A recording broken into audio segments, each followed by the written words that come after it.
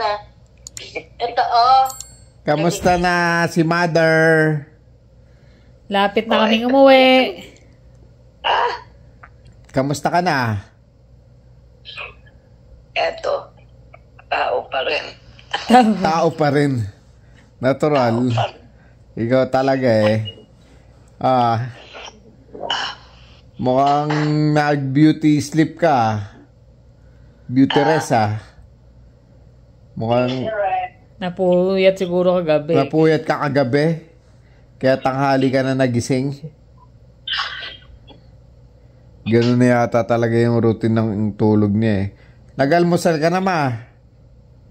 Ha? Nag-almusal ka na? Wala eh. Walang almusal? Wala kang almusal? Pangiti-ngiti lang siya eh. Walang ano. Ha? Walang ano ka. Saan ka? Nandito, ikaw. Nasaan ka? Nasaan ka? Asan ka? Bakit? Wala. Pupuntahan ka namin. Pupuntahan ka namin dyan. Kailan? Mamaya. Bakit anong gagawin nyo? Kakain tayo sa labas. Kakain tayo sa labas. Ano? Kakain sa labas. Yun na pala. Di, huwag na. Dito tsaka doon, di parehas din. Kakain. Lahat tayo. O, di dyan na lang tayo sa loob. Sa loob na lang tayo kumain.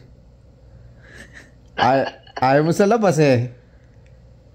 Oo. Naantok ka pa yata. Mukha eh. Ginising eh. Nabigla ka ng gising yata eh. Kami wala. Oh, bakit? Ang importante malusog kayo at meron kayong tinitira, meron kayong kinakain. Yun ang importante, hindi importante ang mayaman. Yung po dyan, ano ba naman klase yun? Talaga. Basher ka. Mayaman ka nga. Mayabang. Mayabang ka naman. Wala rin. Wala. Mayabang. Mayaman ka nga, mayabang ka naman. Mayaman na mayaman. Oh, mayabang ka nga, nagnanakaw ka naman ng pera ng bayan. Wala rin. Wala. Hanggang kailan yung yaman? Pero kung kahit ganyan lang tayo, masaya naman kayo. Masaya kayo at malusog kayo, buhay. Masaya rin kami, syempre. Nino? Para saan yan? Parang may tigawat pa si mami sa baba. Tigawat ba yan? Oo. Kagat ng lamok. Laki naman ang kagat ng lamok. O tinapay. Tinapay yata yan eh. Ito? Tigawat nga. Tigawat? Wow. Nagdadalaga. Nagdadalaga. In love ka? Tigawat ako. Dito? Oo. Bakit? Para saan yun? Para saan? Ay, naka. Excited na siya eh. Gusto pala magbikini. Magre-rent na lang tayo ng maliit na resort. Tapos may videoke, ganyan. Tayo malapit para di siya bibiyahe ng ganong kalayo. Masakit na sa binti niya eh. Kaya sasakyan. Kasya kaya tayo. Hindi, Mag-rent na lang. Mag-rent na lang, Pag nag-rent tayo, medyo marami-rami na tayo nun eh. Mag-ano tayo, mag-overnight. Overnight, swimming, tsaka kainan. Tapos kakain. Uy, gusto niya yan. Sarap eh. No? Beer, no? Beer. Beer. Oo. Beer. Red wine. Red wine. Bibili ka na namin ng red wine. Uy, red wine. Saya-saya na naman yan. Gusto mo yan? Eh, Eh, Luto ulit yan, araw-araw. parang na ano niya eh. Natitikman niya na eh. Alam mo red wine, pero yung ano, hindi alam. Yun na nga eh. Ba't ganon? Hindi mo makalimutan ng yun. red wine. Yung red wine, di makalimutan eh. sino ba ito?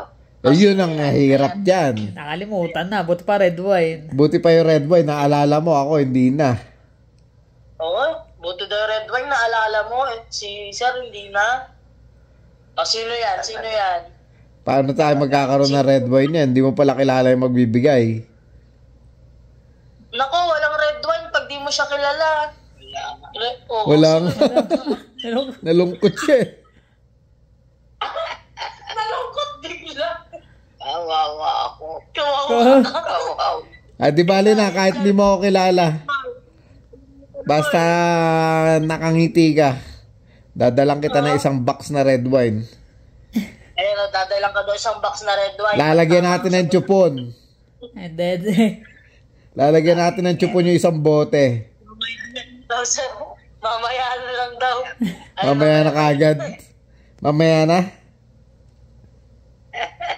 Babi, good afternoon guys. Ayan. Day off ko ngayon. Supposed to be grocery day namin. Yung usual na routine.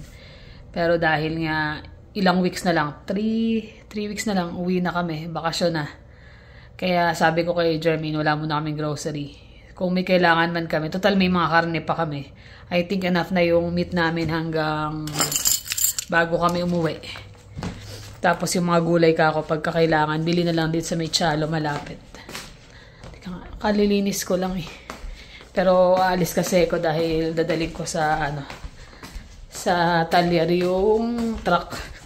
Dala ni Habi yung sasakyan. So, i-check ko muna yun kung... Kasi nung nakaraan yung panginginig ng konti nung truck. Hindi pa na yun eh. Naayos yun eh. So, dadalhin ko ngayon para ma-check. Kaya dala niya yung sasakyan kasi bibili rin siya ng ngayon eh, Krispy Kreme. Day off, syempre. Tagal ko na ilang weeks na rin ako nag-crave pero pinipigilan dahil nga nag-jeta-jeta, di ba? So, ngayon, it's been a while na rin. Ang haba ng laman. Alam niyo ba halaman na to, 5 years. Regalo to sa akin ng kaibigan ko na nung nag-housewarming. Pero bagal niya lumaki. Nag-start siya ng ganyan. Sa 5 years yan lang tinaas niya. So, yun. Tara, samahan niyo ako. Medyo, rin to, medyo malayo-layo. 15 kilometers din. Pauwi na rin si Habi niya kasi mag-aalas 2 na.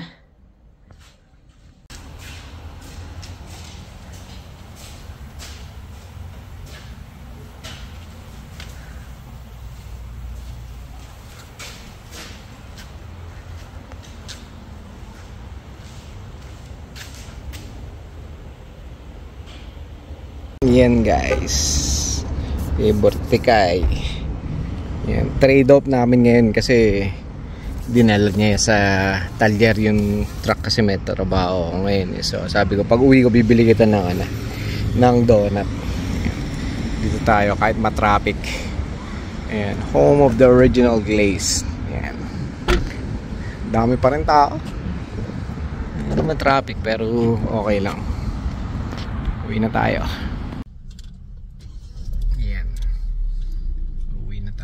Traffic dito sa lugar na to eh. Kasi after ng Chinook yan eh. Chinook tapos Liko. Hindi ako masyado madalas dito eh. Kaya GPS natin. Ayun o. Buena mano kagad sa sabi ng daddy niya. O yung glaze niya magkakandahulog. Kakawalis lang. Sa daddy niya eh. Ayun o. Late na nagising yan eh. Masama pakiramdam eh. Ayan po, gulo-gulo. Hindi pumasok. Kagabi si Habi, rin. Sumanap pa kamdang, pero ngayon medyo okay na. Kahit pa paano. Kabal ng buko. Papagkala ko ay bukas pa ba? May appointment na ako bukas.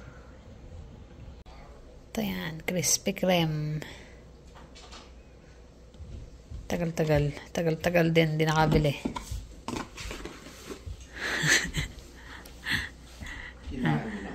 Di pa nga yan, no? Sabi naman na si Jonas. Sabi ko si Jonas na bibili, ayaw mo eh. Baka bibili yan. Padala lang mata mo.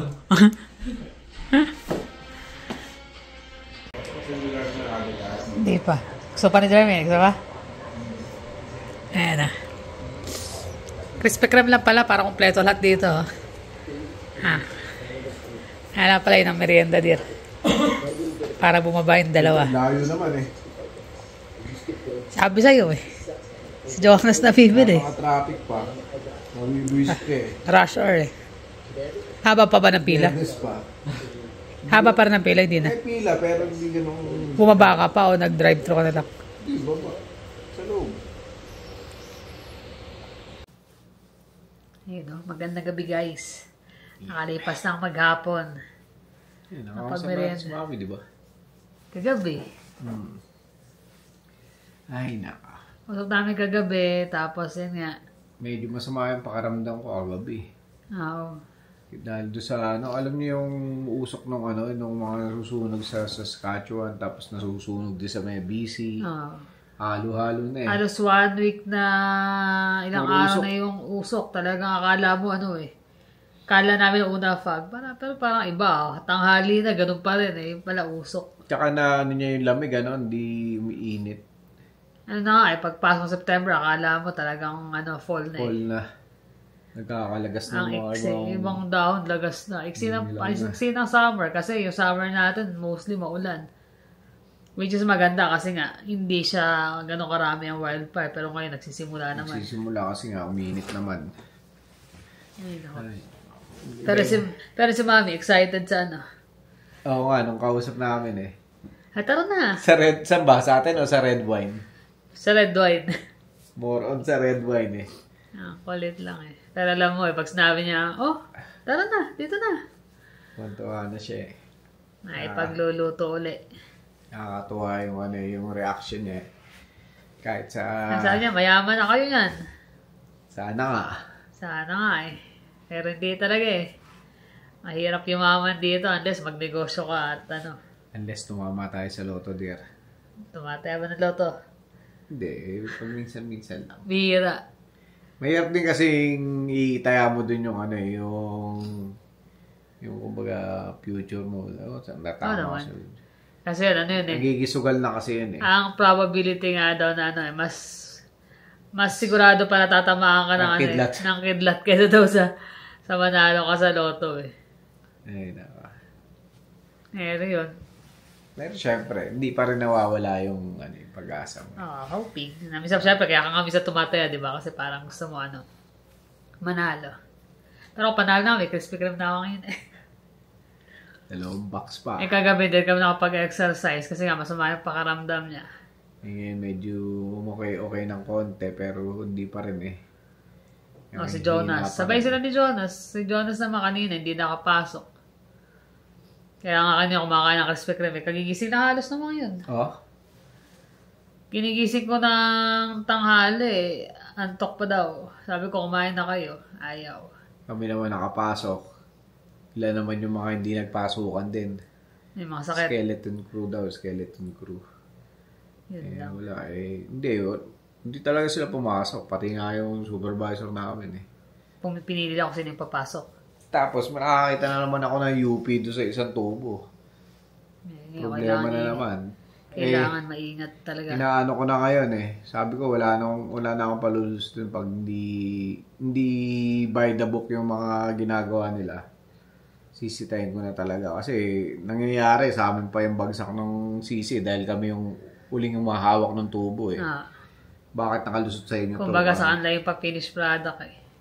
Kaya lang, dapat sa simula pa lang, yun na. Nache-check na. Nache-check na.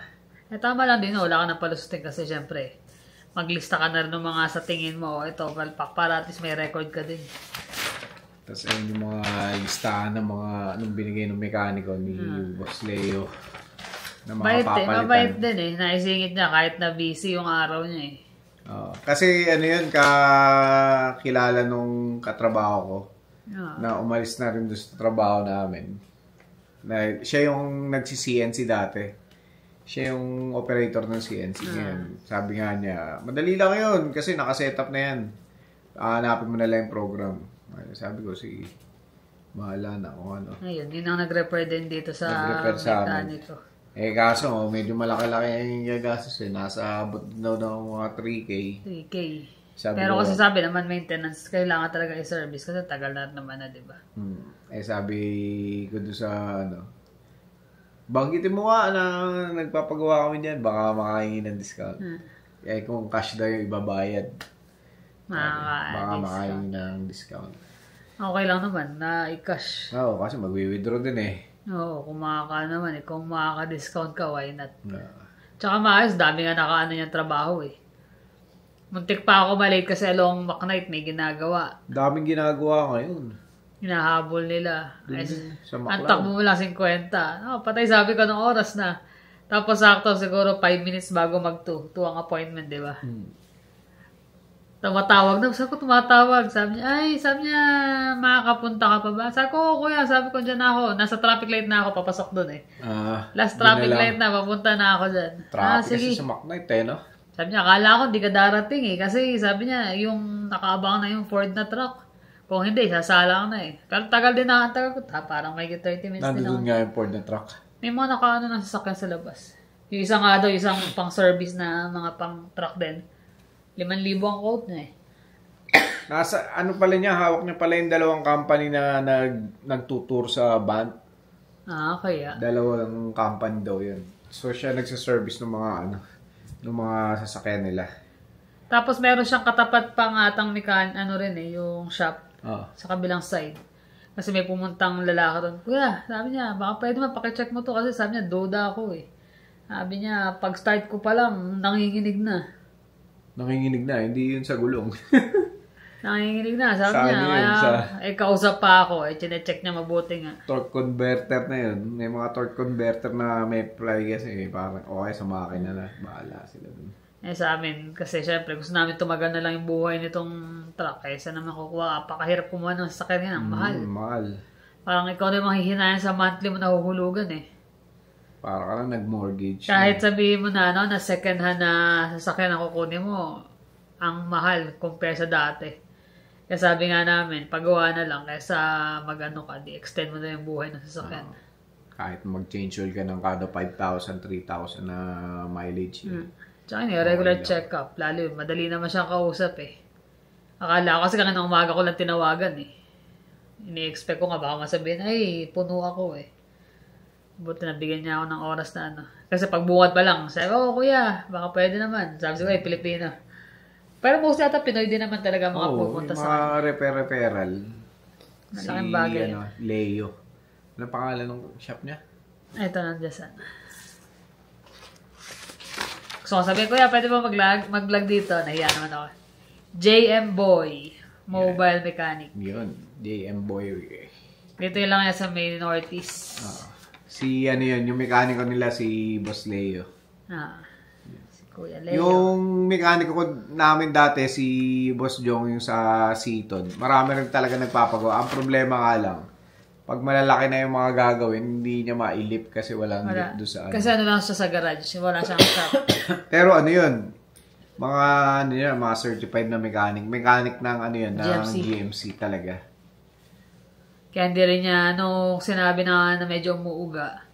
Although napalitan yung wheel bearing. Pero hindi niya maiangat, ma-check yung ilalim. Kasi nga, sa lang yun, sa bahay. Ito, hindi kayo natatagal shop. Inangat niya. Kitang-kita niya yung mga Kaya sabi namin pa-schedule na natin kasi total nakakuha rin naman ng pera doon sa insurance.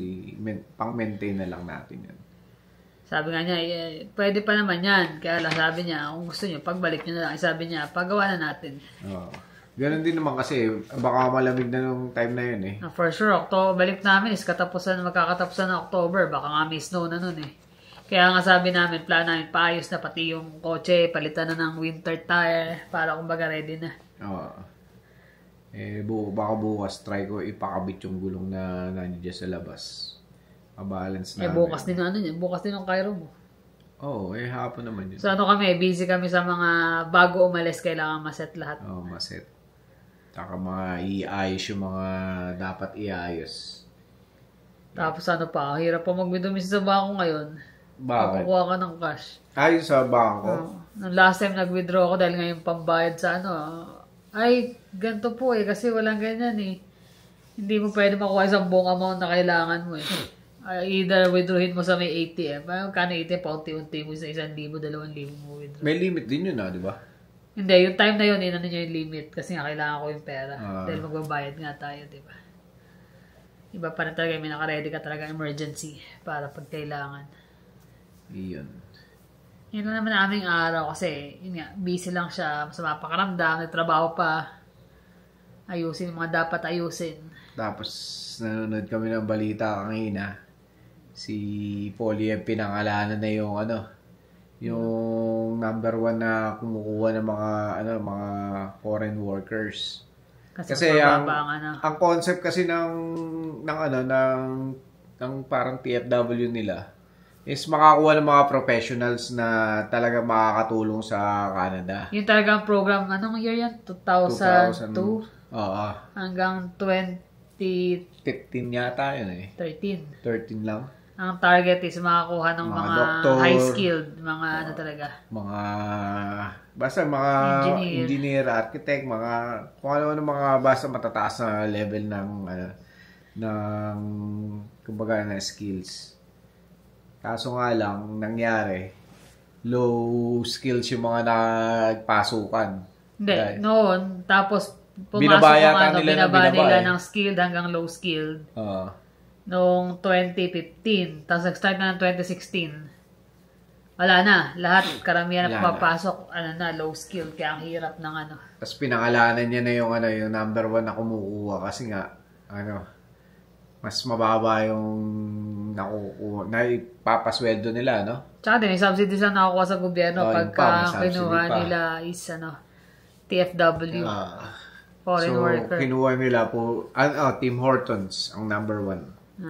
Na kumukuha ng mga TFW. Tapos sabi ni Polyev yun nga, naaagawan yung mga kabataan na Canadian. Mga young Canadians daw na paano magkaka-experience kung doon pa lang hindi na makapasok sa trabaho. Doon pa lang hindi nila yung mga skills nila ma-develop or yung pagtatrabaho nila hindi nila ma-develop. So, ang binibigay ni Polyev na sagot is itigil. Hindi sabi kasi ng liberal ikakap nila ng 60 yata or 50,000 every 6 months. So, 100,000 a year. Wala pa raw yung 6 months nasa 106 na yung nakapasok. Nabigyan. So, ang dami. Sobrang dami. Sabi niya, next another 6 months. So, baka madoble pa yun. Kaya questionable na ang mga nag-a-apply sa TFW. So, abang-abang yung mga kababayan natin na nag-a-apply kasi lahat yan maapektuhan talaga. Oo. Tsaka, rin, yung kumbaga maging aware din kayo doon sa mga nanloloko. Hindi mawawala yung mga nanloloko na yung mga agency, mga scammer na unfortunately mga kapwa rin natin na Pilipino na inaano nila sinasamantala nila yung kahinaan ng mga kapwa natin Pilipino nasa Pilipinas na naghahangad o nangangarap na makarating dito sa Canada. Kaya abang-abang kayo sa mga ganyan yung mga balita. Balita talaga. Panoorin nyo kasi talagang yan Yan, balita ba yan? Hindi. Si Ninya yun. Si Ninya. Kachat namin si Ninya kasi sineset niya yung pag-uwi. Nagsiset kami ng pag-uwi sa Pilipinas. Kaya lang, ayun nga, sana kami mag-Airbnb. Wala naman kami makita na malapit sa kanila doon. Mapapalayo ka talaga kay Mami. Wala naman kami sasakyan. Tsaka maiksi lang yung stay namin sa Pinas. So, hindi sulit. Kung mag-rent kami, tapos meron kaming days na nasa Bulacan, tsaka yung outing kasama yung mga kapatid ko. So parang magstay ka, babayaran mo yung hotel na yun, yung Airbnb na yun. The whole month. The whole month. Pero kung tutusin is 2 weeks lang. Parang 2 weeks lang kasi stay kami ng 16. Palagay mo ng 16 to 21 sa Bulacan. So, yung parang 2 weeks nga lang, nasa Novaliches kami. Eh, gusto namin yung malapit nga kay Mami. Wala namang makuha. Wala. Ang mahirap doon yung, kunyari, napasarap ka ng kwentuhan kala Ninya o kala Mami. So, uwi ka ng madaling araw o kaya gabing-gabi na. Hindi natin alam ang kalakaran ng mga tao. Hindi, yung palengke. Gusto ko alam yung palengke. Lapit lang. Kahit na lagi ko sinasabi, pag magbabakasyon, wala, hindi ako magluluto. Pero pag nandun ka kasi, Ang sarap kasi. sarap mamili eh. Pagdating mo ron, uy, gusto ko na to. Gusto niya na to. Yung pritong, ano ba yun? Yung kulay pulang isda. Dalagang bukid. Dalagang bukid. Ang sarap eh. Bili ko na, tapos bili ko ng langka, oh. Ginataan ko, sarap. Iba yung lasa ng isda sa atin, tsaka yung dito eh. Tsaka hindi lang ako yung nag-enjoy. Lahat talaga Lahat, nag-enjoy. Pati yung mga pamangkin namin dun eh. Malamang itong dalawa, yung mga bata, dati kami dalawa na mamalengke eh. Malamang sasama na yung pati sila Jonas na. Ayos mo, nakatay bit-bit. Bigat din kaya. Sabi ko, magdadala ako ng mga eco bag kasi di ba dito pa na-grocery ka, ang dami. Dadala ka pa, mayroon naman dun eh. Ay, naalala mo, bumibili tayo 50, tapos wala ka pa sa ato, bumibigay.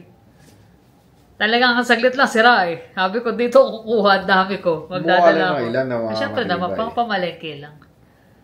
Ngayon pa eh, 4 na tayo. Ay, naka. Kaya excited din kami kasi niset namin ngayon.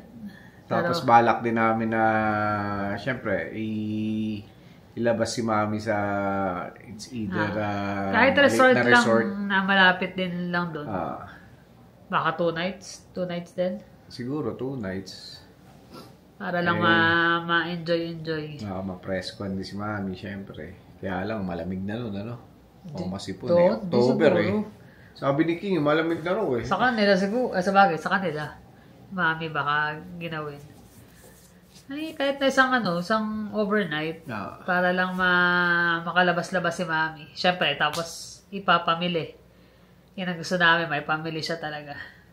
Mga stock niya yung siya ang pipili. Siyang pipili. Pero, kailangan din kasi matagal-tagal eh, maistakan. Mahilig si Mami sa mga snack eh. Kaya lang ngayon, minsan sa ulam, parang iba-iba na rin natin gusto ni Mami. But we'll see. Pag nagluto, malalaman niya. Nakaka-excite na umuwi. Bilis na ha? Pero mo 3 weeks na lang. Kaya nga eh. Next week, bakasyon na ni, yung kasama ko eh. Ang babakasyon, di pala ako kasama sa Pinas ng 2 weeks. So, pagbalik nun, ikaw Yun naman. Oo, ako na. Hindi pa pala next week. Nasusunod pa. Abot-abot kayo. Oo, abot-abot. Ay, nako. Yan lang naman guys. Maraming salamat sa inyo.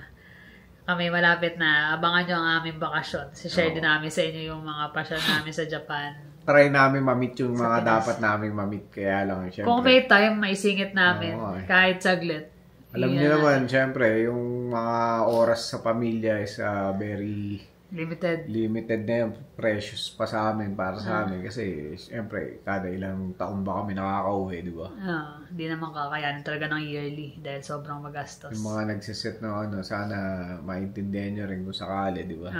Tatry namin. Tatry namin yan, syempre. Malalaman. Lagi naman kami magbablog for sure. Kaya nga bumili rin ng laptop para makapag-upload, makapag-update. Tama. Paano guys, maraming salamat sa inyong panonood. Ingat kayo lagi. See you in the next vlog. Bye.